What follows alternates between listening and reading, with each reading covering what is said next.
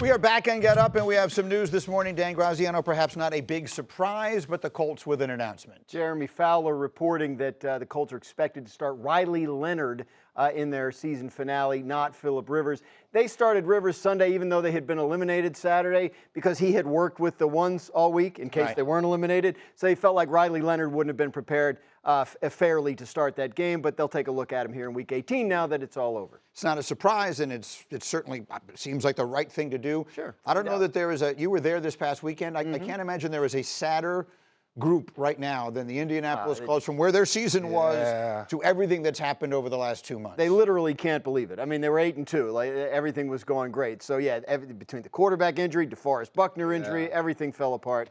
Yes. Terrible. Okay, so that's that news there. We'll see Riley Leonard get one shot this weekend. In the Monday Night Football, we had a reshuffling at the top of the NFC playoff picture. This was supposed to be a walk in the park for Matthew Stafford and the MVP award and the Rams visiting the Falcons. And then this happened. Second quarter, they're down 7-0, and then airmail. Jesse Bates coming away with the interception in a big spot. And it's what he does after he catches the ball, taking this one back for a touchdown. Falcons up 14-0. Sean McVay 1-30 in games in which he trails by at least 14 points. And then we get more of this. 2 minutes to go in the first half. It's still 14-0. It's Stafford. He's looking deep, and he's picked off again. We don't typically see Matthew Stafford play this way. Leaves this one short, likes his matchup with a linebacker and a wide receiver, but watch the rookie makes him pay. And then, Dan, this is the very next play. Yeah, the Falcons have played so many primetime games this year. You can't say people don't know about Bijan Robinson. They do. Man, he is one of the most special players in the league right now. That one's 93 yards. Longest rushing TD in franchise history. Falcons up 21-0 at the half. But you know the Rams are going to put up the fight in the second half, and they did. It's 24-3, and then it's Stafford rolling and finding Terrace Ferguson, and all of a sudden, it's 24-10. They're right back in the game. Now, I will remind you that the Rams fired their special teams coordinator a week ago, and then late in the third quarter, Jared Verse does this. And you're getting ready to say the Falcons go up 3 scores and puts them in complete control of this game. But Jared Verse on his own not only blocks the field goal coming free, but then scoops it up on the nice little bounce right there. And then watch the speed. You guys don't even see my feet. I'm going so fast. Chuck up the deuces. It's 24-17. Fourth quarter. Rams going for it on a 4th and 2. Matthew Stafford. Oh, it's picked again by Watts. Greeny, the other night we saw a primetime game that had absolutely no defense, and now we're just seeing DBs pick off the MVP favorite last night. It looked like it was a pick 6, but it wasn't. You see steps out of bounds. Falcons wind up having a punt, so not a terrible loss there for the Rams. So now it's their next drive, and it's Stafford. It's Puka Nacua. We're tied up at 24. Nacua can do it all, man. Like, he makes one brilliant sideline catch a game. Unbelievable player. Final minute of the game. We're tied. Falcons 3rd and 1. Bijan. He finished with 195 rushing yards and 2 touchdowns. Falcons in field goal range. 25 seconds to go. 51 yards for Zane Gonzalez. And it's good. So the Falcons take a 27-24 lead. Arthur Blank, Stuyvesant High School, loving it. 10 seconds left. 3rd and 10 Rams. Desperation time. Puka Nacua. Is this it? Is this the best catch of the year, if it counts? If it counts, but my goodness, the ball comes loose. What do you see here, J-Mac? One toe down. Exactly what Graz says. Right there, it has control of it, then right there, the ball comes loose. A.J. Terrell grabbing the arm. By the time he gains possession, already out of bounds. Raking the arm away. It was just that close, and so now we're in desperation time. It's 4th down. There's 5 seconds left. The clock would have expired even if this had been complete, which it wasn't, and so stunningly, the Falcons, who've on balance been a bad team this year, have another huge win. Remember what they did to Buffalo on that Monday night? They like Monday nights. They like the prime time. They win this game to improve to 7-9. They will actually potentially factor into the NFC South race next week. We'll explain that. Unbelievable. But here's the important part. With this game, the Seahawks, according to DraftKings, are now the favorites to go to the Super Bowl. They can lock up the 1 seed in the NFC with a win over the 49ers on Saturday. That was already the case going into this game. But Vegas, whatever the word is, dropped down the Rams a little bit, and they're no longer the favorite. So we made an interesting point, I think, and I think it's worth repeating here. This game last night proves that this is a year, a very different year in the NFL. In which way? Yeah, like nobody's good. Like who do you like to win the Super Bowl or to come out of either conference right now? There's ways to ding everybody. The Rams a month ago, you would have thought, oh, they're the best team. Stafford's going to be MVP. Now they could go and lose to Carolina. They lose that Thursday night game in Seattle. They lose last night. It's like, you know, it's like, is this your king? Like, this is your MVP? Put the thing away, man. Like, if you're really the MVP, if you're really the best team. So, yeah, I don't know. I miss the Chiefs. I wasn't sick of the dynasty. I like watching greatness. We keep saying the Rams are the best team, and they never win. The problem is they keep losing all of these games here, and yet we keep saying, yeah, but they're still the best team. Well, one of these days, that's going to have to change. But, Nick, he does bring up an interesting question. I've had these debates going back to Mike and Mike and then on this show for the last 25 years, primarily in the NBA. The NBA is generally a sport where we've had like dominant teams to the point that it almost felt like a foregone conclusion. Golden State and for a while there, maybe the Lakers and some others. Do you like a year like this where it feels completely wide open, or do you prefer when we have the obvious big boys, Kansas City, whoever else it is, for everyone else to shoot at? Yeah, I mean, I think what I like having is like one single protagonist, and they don't have to be one of the big boys, but it's someone who I know that this postseason is going to have like a defining effect on the way that we see them, and I have expectations for. That makes it harder for a year like this. As weird as this year is, it's fun, it's different. We normally don't have this in NFL because one of the guys in here we're normally like, or one of the teams, we're like, all right, this team has all the pressure. They're expected to win. And then I show up on Sunday watching whether they can live up to it or not. That's the weird part about this season is like every game I'm going to be like, hey, I expect, I don't know, to win, and I don't feel like the pressure's so high on any given team. It's all going to end up falling back on Josh Allen in the AFC, I think. On the NFC side, I guess we're going to still ride with the Rams because Matt Stafford is later in his career and because he has won Super Bowl, and maybe that'll change the way that we think about him. But if they get knocked off by the Eagles, I'm not going to be like, oh, what a failure for Matt Stafford. The other way of sort of looking at that is maybe in no other year could you feel it more important to get the 1 seed, which means the bye. If you don't love any of the teams, then you like the one that has to win 1 fewer game. For sure. You like the circumstances and a situation by a team who gets that 1 seed, who gets a chance to get that bye week and rest up and get ready to play the others. And to your point, Green, you only have to win 2 games to then make it to the Super Bowl. So, yes, this is a unique year in that sense. And I love the fact that we don't have that one juggernaut team and we don't know who everybody is aiming at. Because now when we go out there and line up, you don't know who's going to be a superstar on any given weekend that shows up and puts their team over the top. I think it's a ton of fun for some of these teams. We are now focused on one thing. We're going to call this feature One Big Concern, looking at some of the top contenders. We just talked about how everyone is flawed. So, Graziano, what is your one big concern about the Denver Broncos? Yeah, it's tough to find, but I think you got to go with the young quarterback, Bo Nix, and is he going to perform consistently enough? We've seen brilliance from him, incredible against the Packers, then lays an egg against the Jaguars, has a bad game against the Raiders on a Thursday night, but, you know, Bo's up against the Chiefs. He has definitely got the talent. Does he have the consistency? Do they have the playmakers on offense that they need to put together multiple playoff wins in a row and make a run? They have the inside track at the 1 seed. If it's not them, it'll probably be New England. So, Domonique, what is your one big concern about the Patriots?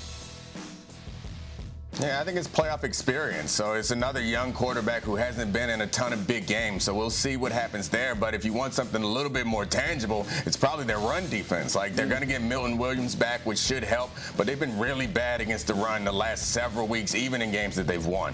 Yeah, that's Breece Hall running it through them this past weekend in a game in which the Jets parenthetically did not compete.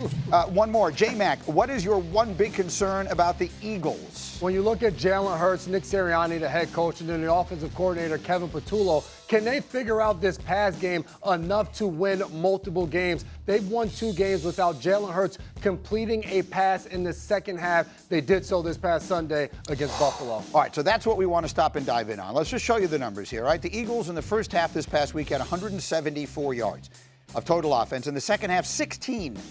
It was their 4th game this year with a first to second half yardage differential of 150 or more in either direction, which is the most of any team in the NFL. Sal Palantonio was covering that game for us for Sunday NFL Countdown, all of our shows, and he jumps in with us here as always. Sal, wonderful to see you. because you cover that team daily and you're intimately familiar with what is going on there. So if we were to ask you, what happened with that offense in the second half, and can it be turned around in time for this team to defend its Super Bowl championship over the next month, what would you say? Well, Michael, two questions. Let's take them one at a time. First, what happened to the offense in the second half? I agree with head coach Nick Sirianni that this was not on the quarterback. This anemic offense in the second half was not a Jalen Hurts problem. It was a coaching problem. It was a design problem. You look at what the Buffalo Bills did, and you see Jalen Hurts under duress from the moment he drops back in the second half. The Bills were winning at the line of scrimmage. They were plastering the receivers in man-to-man coverage. They had penetration in the running game. Saquon Barkley can't get going at all. The offensive line was losing the line of scrimmage against the Bills. We saw this when the Bills were down 21-0 in New England. Sean McDermott did the same thing in the second half. He got uber aggressive against the New England Patriots, shut down Drake May, by the way, J-Mac's favorite for the MVP, and the New England Patriots lost that football game. So, in my opinion, I think Nick Sirianni's right, and I asked him about it post-game. He needs to get more involved in play calling in the second half in that game. If they get a little bit more creative, Dallas Goedert over the middle, swing passes to Saquon Barkley, get the ball out of Jalen Hurts' hands much more quickly. This team has a championship-level defense. They're going to go far in the playoffs if they can just figure it out offensively. So Domonique, as you hear all of that, the conversation here yesterday was this defense is good enough to carry them almost all by themselves. What is your sense of this offense's potential over the next month? Yeah, I can't disagree with anything that Sal said. The problem is we've been saying it all season, and I think they've been trying all season. I don't have any faith that they're going to turn the corner.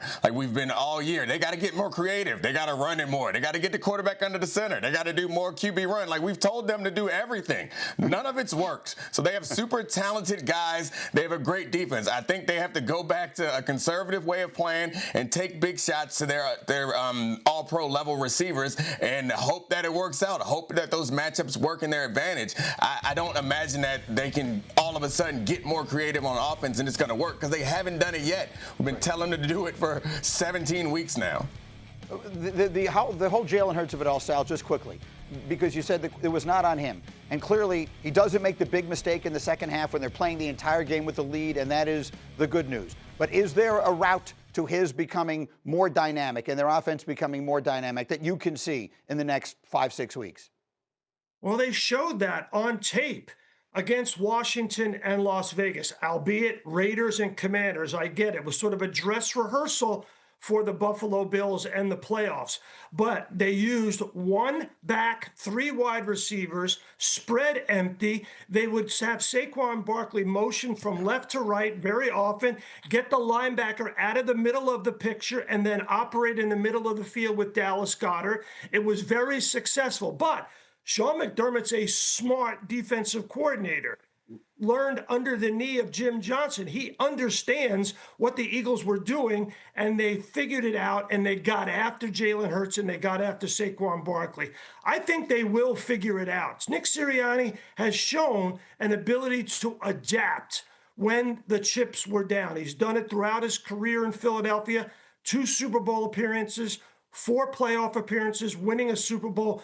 They will figure it out, but they got a championship. I agree with Rex Ryan. This defense is championship level. Danny. The problem is, with the offense, when you talk to people even early this season, it's not the most complex offense in the league. That, just the way it's designed, there's a lot of simplicity to it, and their advantage last year was the offensive line was crushing people, and Saquon Barkley was running through the holes and never stopping. They're not accomplishing that this year. So they don't really have a ton of answers. They don't have a ton of ways they can create advantages for their offense. So it almost does feel like they have to be conservative and lean on that defense because they're not.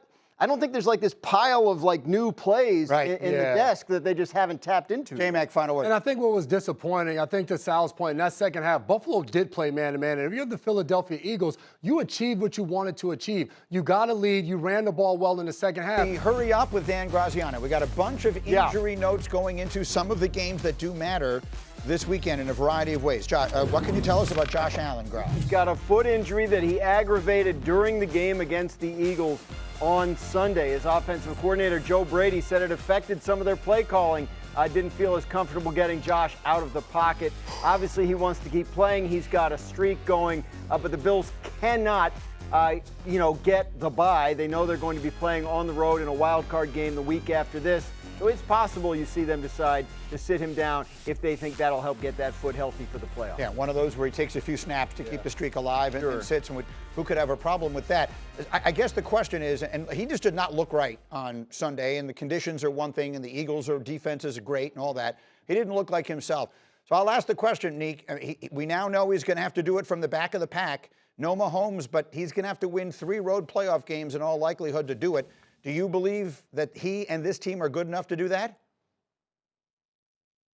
Absolutely. I think they're good enough. I think it's a long shot, but this is where like the legends are made. This is where you elevate yourself from a conversation of being one of the greatest quarterbacks in this era to one of the best of all time. Like a Super Bowl run on the road with a hurt foot and a defense that can't stop the run allows us to say that Josh Allen is one of the greatest quarterbacks that we've ever seen. Even though we know it by seeing it on the field, him doing something like that in a situation like this, I think it creates a legacy and a legend around the guy that I think it eventually will happen, but this is an opportunity, I think, for us to change the way that we think about and talk about Josh Allen. Yeah, I think it's a storybook ending, and I think the storyline of it all is fantastic to talk about. But we've seen this story where Josh Allen goes on an unbelievable run in the playoffs, and I think the team that he currently has this year may be the worst one of what we've seen in the last several years when you look at the weapons on the outside, when you look at some of the deficiencies on the defensive side of the ball. So I think for Josh Allen, you said he didn't look right in the game this past Sunday. I just think there is so much pressure for him to be fantastic on every single play that there are going to be moments where it looks a little bit reckless because in Josh Allen's mind, he has to make those type of plays for Buffalo to get to where they want to get. Dan, I'm just looking at the places he might have to go, right? Denver, Jacksonville, or Houston. We've seen that game, Houston, but and then New England, where he's won a game. I mean, these are the Bills and Patriots split this year with each team winning the road game, and then the champion of the AFC North. I think we're not going to take that seriously one way or the other. We're going to get to them in a minute. So could he do it? Look, I for one will be rooting for him. I'd like to see, to Neek's point, him cement this thing. Now, next injury, Graz. Jordan Love did not play last week with the concussion. They're locked in where they are, right? They are locked into the 7th seed. Cannot make that better or worse. Jordan Love did practice on a limited basis last week, but was not cleared from concussion protocol in time to start Saturday's game on a short week. It's entirely possible he'll be cleared for this week's game. A concussion protocol is different for everyone. We'll see if he makes his way through it, but the fact that he was on the practice field last week is at least encouraging. Question is, do you play him? A concussion situation, if he's cleared, is not the kind of thing you're going to aggravate by playing, right? So do you give him 2 weeks off ahead of the playoffs, or do you get him in there to get some, activity so he doesn't go that long without playing? I think that's assuming he's cleared by the doctors from concussion protocol. That's the question the Packers face. Nick, this is one that will have to come from the literal back of the pack. They will be the last team into the NFC side. They haven't won a game since they lost Micah Parsons. Do you give this team any chance of making a run all the way? Yeah, I held out some hope after the Micah Parsons injury that this defense will return to the form that they were in last year before they added Micah Parsons, which was really good, and they didn't. And the injury to Jordan Love also makes it more difficult. Like, I think it's a really long shot. I don't really see it happening right now. Jordan Love would have to be unconscious and not make any mistakes all postseason long because the margin of error is gone now that Micah Parsons is also gone. What do you think? And coming off potentially missing 2 weeks of play for Jordan Love, I'm right with Neek on this one. That defense, when you get a guy like Micah Parsons, it changes everything. Last year, you didn't know what you didn't have. This year, you did experience that. Also missing Devontae Wyatt, who went out a week before Micah Parsons. There's just too many injuries, I think, for this defense to overcome and be able to win in the playoffs. All right, and then we say the last one for last, which is the last game of the NFL regular season will be Baltimore at Pittsburgh Sunday night. Will Lamar Jackson be playing? they don't know yet. John Harbaugh said yesterday to be determined. He has a back injury that kept him from practicing last week. Harbaugh said he was encouraged by how much better Lamar felt as the week went on, but they still need to see him on the practice field. Their first practice of the week will be tomorrow, so we'll see if he's able to get out there, and if so, what he's able to do. And then this will go through the week. If his activity level progresses to a point by Friday where they feel comfortable starting him Sunday night, they absolutely will. But I think they need to see him get through some practice. The one thing, and they played on Saturday, so we do Sunday NFL Countdown.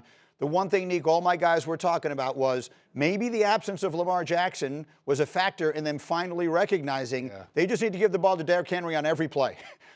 just give it to him on every single play and take your chances from there. It's basically what they did, and it worked. So if I put the over-under for Sunday night of the number of touches for Derrick Henry at 29.5, Domonique Foxworth, what would you do? Oh, I'm definitely going over. Like I assume that the Steelers aren't going to put up enough points to make the Ravens have to throw it a lot, and I think the Ravens learned their lessons. And Derrick Henry had 200-plus yards last week, and I think 36 carries. Yeah, I think they're going to be going around that same sort of strategy for this game coming in. Is they're going to hand it to Derrick Henry no matter what. And the thing about Derrick Henry is he gets better as the game goes along. So if it doesn't start out well, I think the Ravens still consistently hand it to him until the game is over. Yeah, and I think last week without Lamar in the lineup, like you said, Greeny, it forced him to do that. So this week, if Lamar is healthy, you get him back in there and you still continue to give Derrick Henry the ball. That will only help Lamar Jackson. I do think this week for John Harbaugh, Graz just said it, what practice looks like today and tomorrow, I would make that decision early. I wouldn't hold out to the end of the week. If Lamar can't practice, I would keep Snoop Huntley in there with the thought of he has that running ability, which helps open the offense. If Lamar is healthy, of course, he should be the guy in there. There's one other huge storyline in this game, of course, and that is that the Steelers' best offensive player will not be playing in it. DK Metcalf will serve the second game of his 2-game suspension.